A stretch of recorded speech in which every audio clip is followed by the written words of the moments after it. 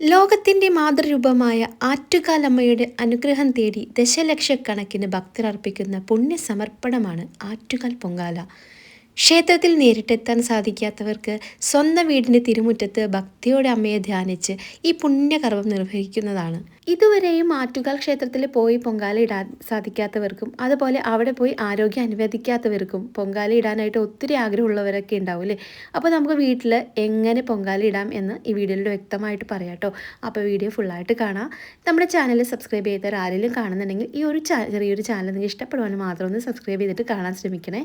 ആദ്യമായിട്ട് പറയുകയാണെങ്കിൽ ഏത് വീട്ടിൽ വേണമെങ്കിലും നമുക്ക് പൊങ്കാല ഇടാം. ശ്രദ്ധിക്കേണ്ട പുലവാലായ്മ മറ്റു അശുദ്ധികളൊന്നും ഇല്ലെന്ന് ഉറപ്പ് വരുത്തണം. വീടിൻ്റെ അങ്ങനെയുള്ളത് നമുക്ക് അങ്ങനെ അശുദ്ധിയായിട്ടൊന്നും ഇല്ലെങ്കിൽ നമുക്ക് ഏത് വീട്ടിൽ വേണമെങ്കിലും നമുക്ക് പൊങ്കാല ഇടാവുന്നതാണ്. 2026 ആറ്റുകാൽ പൊങ്കാല മാർച്ച് 3 ചൊവ്വാഴ്ചയാണ് ആഘോഷിക്കുന്നത്. 2026 ഫെബ്രുവരി 23 കാപ്പുകുട്ടി കുടിയിരുത്തുന്നതോടെ 10ാം ദിവസം നീളുന്ന ഉത്സവത്തിന് തുടക്കമാകും. പൊങ്കാല ദിവസത്തെ പ്രധാന സമയക്രമം പറയാം. 2026 മാർച്ച് 3 ചൊവ്വാഴ്ച അടുപ്പുവെട്ട് തീ പകരുന്നത് രാവിലെ 9:45 പൊങ്കാല നിവേദ്യം ഉച്ചയ്ക്ക് 2:15 നിവേദ്യം സമർപ്പിക്കുന്നത്.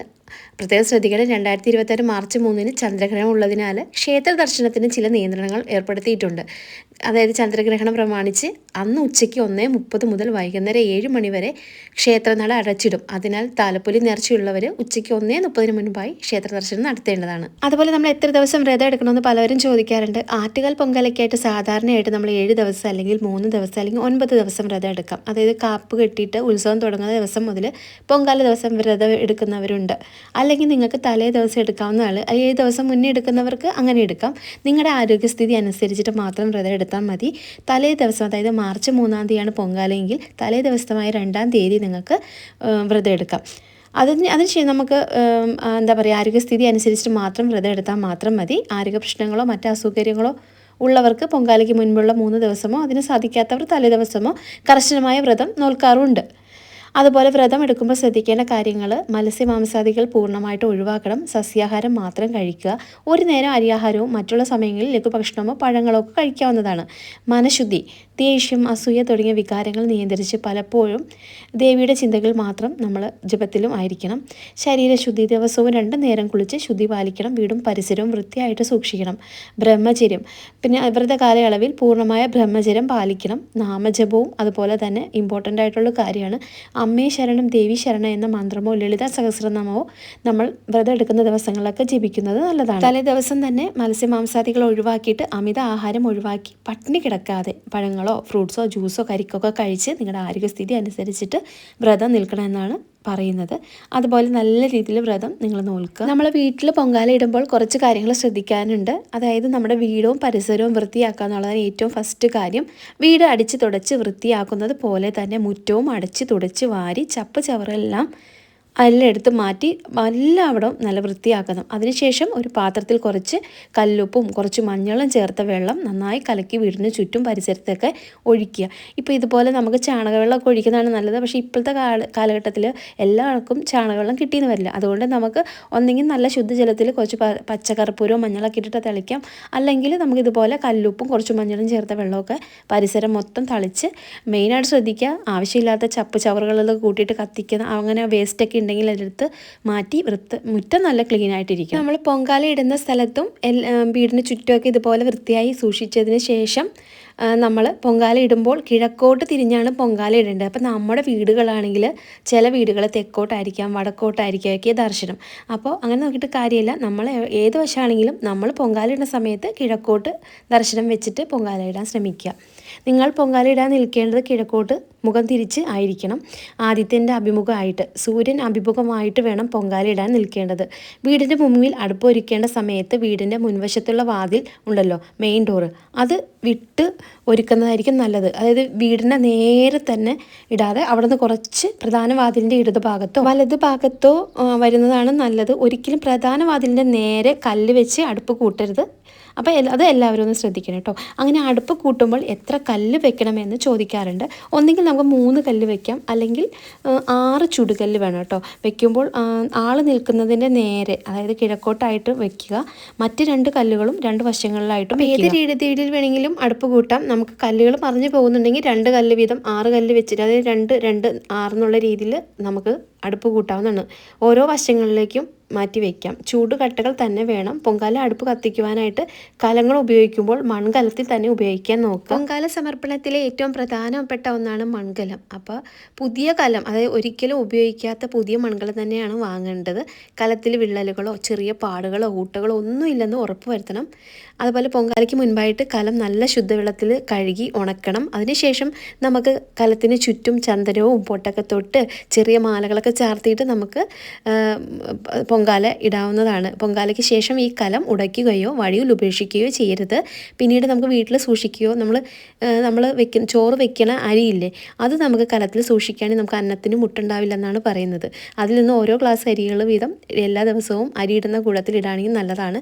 അല്ലെങ്കിൽ നമുക്ക് തുളസി ചെടിയോ ശംഖുപുഷ്പമോ അങ്ങനെ എന്തെങ്കിലും നമുക്ക് നട്ടു വളർത്താം. ഒരിക്കലും കലം ഉപേക്ഷിച്ച് കളയാമോ അല്ലെങ്കിൽ അതിനകത്ത് വേറെ രീതിയിലുള്ള ആഹാരങ്ങൾ പാകം ചെയ്യാനൊന്നും പാടില്ല. പിന്നെ നമുക്ക് പായസം വെക്കാം കേട്ടോ. നമ്മൾ എന്തെങ്കിലും ചടങ്ങ് വീട്ടിൽ നടക്കുന്ന സമയത്ത് പായസമൊക്കെ ഉണ്ടാക്കുന്നത് നല്ലതാണ്. നോൺ വെജ് ഒന്നും ഇട്ട് ഉണ്ടാക്കരുത്. പൊങ്കാല ഇടുന്ന സമയത്ത് പലരും ചോദിക്കാറുണ്ട്, പീരീഡ്സ് അങ്ങനെയൊക്കെ ദിവസങ്ങൾ, അതായത് പുലയും വാലായ്മയും ഉള്ളവരൊന്നും, അതുപോലെ പീരീഡ്സ് ആയവരൊന്നും പൊങ്കാല ഇടരുത്. 7 ദിവസം കഴിഞ്ഞ് ശുദ്ധിയായാൽ മാത്രം 8ാം ദിവസം നിങ്ങൾക്ക് പൊങ്കാല ഇടാം. അല്ലെങ്കിൽ 9ാം ദിവസം മുതൽ നമുക്ക് പൊങ്കാല ഇടാവുന്നതാണ്. ചില അമ്മമാരോട് സ്റ്റീൽ പാത്രങ്ങളിലൊക്കെ പൊങ്കാല ഇടാൻ ഉപയോഗിക്കുന്നത് കാണാറുണ്ട്. അപ്പോൾ എപ്പോഴും നല്ലത് പൊങ്കാലയ്ക്ക് വാങ്ങുന്ന പുതിയ മൺകലം തന്നെ ഉപയോഗിക്കുന്നതാണ് നല്ലത് കേട്ടോ. അപ്പോൾ ചിലർ ഓരോ പൊങ്കാലയ്ക്കും ഉപയോഗിക്കുന്നത് തന്നെ കഴുകി ഉപയോഗിക്കാറുണ്ട്. അത് പാടില്ല. പൊങ്കാലയ്ക്ക് വേണ്ടി നിങ്ങൾ പുതിയൊരു മൺകലം വാങ്ങിക്കുന്നതാണ് ഏറ്റവും നല്ലത്. പിന്നെ ശ്രദ്ധിക്കേണ്ടത്, അടുപ്പിൻ്റെ വലതുവശത്തായിട്ട് നമ്മൾ തൂശനില ഇട്ടിട്ട് ഒരു 5 തിരിയിട്ട നിലവിളക്ക് കത്തിച്ച് വെക്കണം കേട്ടോ. അതായത് ഗണപതി ഒരുക്കാനാണ്, ഗണപതി ഒരുക്കിനാണ്. അത് നമ്മൾ ഇതിന് മുന്നേ നമ്മൾ ചെയ്ത് വെക്കേണ്ട ഒരു കാര്യമാണ്. പൊങ്കാല തുടങ്ങുന്ന ആ സമയത്തിന് മുന്നേ തന്നെ നമ്മുടെ വീട്ടിൽ പൊങ്കാല ഇടുന്നവരും റോഡ് സൈഡിൽ പൊങ്കാല ഇടുന്നവരൊക്കെ ആണെങ്കിൽ നമ്മൾ ഈ ഒരു സമയം നോക്കിയിട്ട് അതിനെ മുന്നേ, കുറച്ച് സമയം മുന്നേ തന്നെ നമ്മളിതെല്ലാം ഒരുക്കി വെക്കേണ്ടതാണ്. നമ്മൾ നിലവിളക്ക് കത്തിക്കുന്നതും അതുപോലെ വേണ്ട സാധനങ്ങളെല്ലാം, പായസത്തിന് വേണ്ട സാധനങ്ങളെല്ലാം ഒരുക്കി എല്ലാം കറക്റ്റായിട്ട് ആ സമയത്ത് എല്ലാം ആക്കി വെക്കേണ്ടതാണ്. പിന്നെ ഗണപതിയുടെയോ ആറ്റുകാലമ്മയുടെയോ ഒരു വിഗ്രഹമോ ഫോട്ടോയോ തൊട്ടടുത്ത് വെക്കുന്നത് നല്ലതാണ്. ആദ്യം നമ്മൾ അടുപ്പെല്ലാം ഒരുക്കി വെച്ചതിന് ശേഷം രണ്ടാമത് നിലവിളക്ക് കത്തിച്ച് അതിൻ്റെ തൊട്ടടുത്ത് വെച്ചിട്ടുണ്ടാവുമല്ലോ, അതിൻ്റെ അടുത്ത് ഒരു തൂശനിലയിൽ ഗണപതിക്ക് ഒരുക്കണം. ഗണപതിക്ക് ഒരുണ്ട ശർക്കരയും ഒരു പടലപ്പഴവും കുറച്ച് അവലും മലരും കുറച്ച് വെച്ച് ഗണപതി ഭഗവാനെ അവിടെ കുടിയിരുത്തിക്കൊണ്ട് വേണം ഈ ഒരു പൊങ്കാല ആരംഭിക്കാനായിട്ട്. കൈ കൂപ്പുന്ന രീതിയിൽ തിരിയിട്ടിട്ട്, അതായത് 5 തിരിയിട്ട നിലവിളക്ക് തെളിയിച്ചിട്ട് അതിനുശേഷം ഗണപതി ഒരുക്കിയിട്ട് വേണം ഏത് കാര്യവും തുടങ്ങാൻ. ആദ്യം തിരി തെളിയിപ്പിക്കുമ്പോൾ ഗണപതി ഭഗവാനെ നന്നായി പ്രാർത്ഥിച്ച് വേണം തിരി തെളിയിക്കാൻ. കത്തിക്കുന്ന വിളക്ക് അണയാതെ നോക്കണം. ഏറ്റവും പ്രധാനപ്പെട്ട കാര്യമാണത്. പിന്നെ അതുപോലെ ഈ ഒരു നമ്മുടെ സമയക്രമം ആവുമ്പോഴേക്കും ആറ്റുകാലിൽ ഭണ്ഡാരം അടുപ്പിൽ അഗ്നി പടരും. ആ സമയത്ത് തന്നെ നമ്മൾ TV ഒക്കെ ഓണാക്കി ആ കറക്റ്റ് സമയത്തിന് തന്നെ, ആ സമയത്തൊക്കെ TV കറക്റ്റായിട്ട് ആ ടൈം കാണിക്കും. ആ സമയം നോക്കിയിട്ട് നിങ്ങൾ കിഴക്ക് തിരിഞ്ഞ് നിന്ന് അഗ്നി പടർന്ന് നിലവിളക്കിൽ നിന്ന് അടുപ്പിലോട്ട് അഗ്നി പടരാം. അതാണ് ശരിയായ രീതി. ശർക്കര പായസമോ കടും പായസമോ ആണ് പൊങ്കാലയ്ക്ക് ഇടുന്നത്. പൊങ്കാല ഇട്ടുകൊണ്ടിരിക്കുമ്പോൾ വേറെ ഒരു കാര്യത്തിലും പോവരുത്. അമ്മേ നാരായണ, ദേവി നാരായണ, ലക്ഷ്മി നാരായണ, ഭദ്രേ നാരായണ എന്ന് ചൊല്ലി പ്രാർത്ഥിച്ചിട്ട് വേണം നമ്മൾ പൊങ്കാല ഇടേണ്ടത്. അതുപോലെ ഒരു പിടി നെഞ്ചോട് അരി ചേർത്ത് പിടിച്ചിട്ട് സർവമംഗള മാംഗല്യേ ശിവേ സർവാർത്ഥ സാധികേ ശരണ്യേ ത്രയംബകേ ഗൗരി ആറ്റുകാലമ്മയെ നമസ്തുതേ.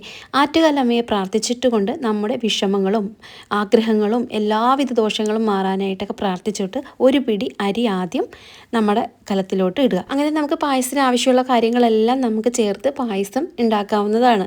അതിനുശേഷം നമുക്ക് മണ്ടപ്പുറ്റ്, അതുപോലെ തന്നെ അട, അത് ഞാൻ കഴിഞ്ഞ വീഡിയോയിൽ പറഞ്ഞിട്ടുണ്ട്. അങ്ങനെയുള്ള സാധനങ്ങൾ നമുക്ക് എന്തൊക്കെ ഉണ്ടാക്കാൻ സാധിക്കുമോ അതെല്ലാം നമുക്ക് ഉണ്ടാക്കിയതിന് ശേഷം നമുക്ക് അത് ആറ്റുകാലമ്മയെ നേദിക്കാനായിട്ട് ആ സമയം നോക്കിയിട്ട് നമുക്ക് വെക്കാം.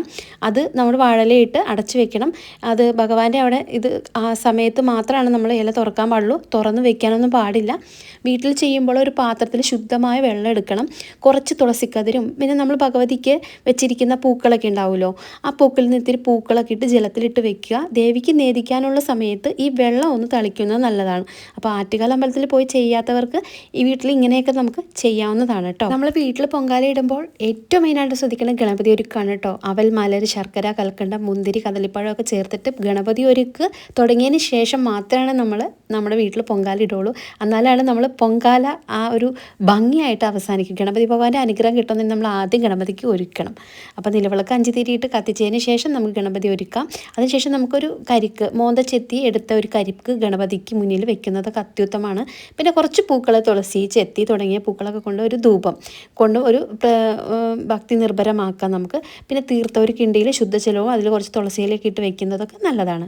അപ്പോൾ ഇങ്ങനെയൊക്കെ നല്ല രീതിയിൽ നമ്മളെ ഗണപതിയൊക്കെ ഒരുക്കി വെച്ച് നമ്മളെ നിങ്ങൾക്ക് കടും പായസം വേണമെങ്കിലോ അല്ലെങ്കിൽ കൂട്ടുപായസമോ ഏതാണെന്ന് വെച്ചാൽ നിങ്ങൾക്ക് ഉണ്ടാക്കിയെടുക്കാം. അതുപോലെ നമുക്ക് മണ്ടപ്പുറ്റ്, പിന്നെ അതുപോലെ നമുക്ക് കുമ്പിളപ്പം നമ്മളെ വയനയിലയിൽ കുഴച്ചെടുത്ത് കുമ്പിളപ്പം ആവിയിൽ വേവിച്ചെടുത്തിട്ട് അതും ദേവിക്ക് സമർപ്പിക്കുന്നത് നല്ലതാണ്. ഇതെല്ലാം സമർപ്പിച്ച് ആ ഒരു സമയത്ത് മാത്രം നമ്മൾ ഓപ്പൺ ചെയ്യുക. അതായത് നമുക്ക് സമയം അവിടെ കാണിക്കുമല്ലോ, ആ സമയം നിവേദ്യ സമയത്ത് മാത്രം നമ്മുടെ കലം തുറക്കുക. അപ്പം ഇതുപോലെ നല്ല രീതിയിൽ നിങ്ങൾ ചെയ്യുക കേട്ടോ. അപ്പോൾ ഏറ്റവും കൂടുതൽ സ്ത്രീകൾക്കൊരു കൂട്ടായ്മ എന്നുള്ള ഒരു ഉത്സവമാണ് ആറ്റുകാൽ അമ്പലത്തിലോ പൊങ്കാല നിവേദ്യം എന്ന് പറയുന്നത്. അപ്പോൾ എല്ലാവരും ആഗ്രഹമാണ് അമ്പലത്തിൽ പൊങ്കാല ഇടാൻ അല്ലേ. അപ്പോൾ എല്ലാവർക്കും അത് സാധിച്ചെന്ന് വരില്ല. അപ്പോൾ ഏത് സ്ഥലത്താണെങ്കിലും നിങ്ങൾക്ക് അവിടെ പോയിട്ട് ഇടാൻ പറ്റാത്തവർ നിങ്ങളുടെ വീടിൻ്റെ മുറ്റത്തൊക്കെ പൊങ്കാലിടാം. അപ്പോൾ നിങ്ങൾക്ക് മുറ്റമില്ലെങ്കിൽ അടുക്കള നന്നായിട്ട്, ഇപ്പം ഫ്ലാറ്റിലൊക്കെ താമസിക്കുന്നവരാണെങ്കിൽ അടുക്കള നല്ല രീതിയിൽ കഴുകുക. മത്സ്യമാംസാദികളെല്ലാം ഒഴിവാക്കി ശുദ്ധമായി നിങ്ങൾക്ക് അവിടെ പൊങ്കാല ഇടുന്നതിനൊന്നും യാതൊരുവിധ പ്രശ്നങ്ങളൊന്നുമില്ല. പൊങ്കാല ഇടുന്ന സമയത്ത് നമ്മൾ തലേ ദിവസം നല്ല രീതിയിൽ വ്രതം നോക്കി നമ്മുടെ വീടും പരിസരവും ഒക്കെ നല്ല രീതിയിൽ വൃത്തിയാക്കി എല്ലാ രീതിയിലുള്ള ശുദ്ധി നോക്കിയിട്ട് മാത്രം പൊങ്കാല ഇടാൻ ശ്രമിക്കുക. ക്ഷേത്രത്തിലെ പണ്ടാര അടുപ്പിൽ നിന്ന് തീ പകരുന്നതിനനുസരിച്ച് വേണം നമ്മൾ വീട്ടിലെ അടുപ്പും കത്തിക്കാൻ. അരി തിളച്ചു മറിയുമ്പോൾ അത് അമ്മയുടെ അനുഗ്രഹമായിട്ട് കരുതുക. അമ്മേ ശരണം, ദേവി ശരണം എന്ന നാമജപം ആ സമയം മുഴങ്ങട്ടെ. പായസം തയ്യാറാവുമ്പോൾ നിങ്ങളുടെ പ്രാർത്ഥനകൾ അമ്മയുടെ പാദങ്ങളിൽ സമർപ്പിക്കുക. ക്ഷേത്രത്തിൽ നിവേദ്യം നടക്കുമ്പോൾ വീട്ടിലും തീർത്ഥജലം തളിച്ച് പൊങ്കാല നിവേദ്യം തയ്യാറാക്കി പ്രസാദം കുഞ്ഞുങ്ങൾക്കും മറ്റുള്ളവർക്കൊക്കെ നൽകുക. ഭക്തിയോടെയും വിനയത്തോടെയും ചെയ്യുന്ന ഈ സമർപ്പണം അമ്മ സ്വീകരിക്കും.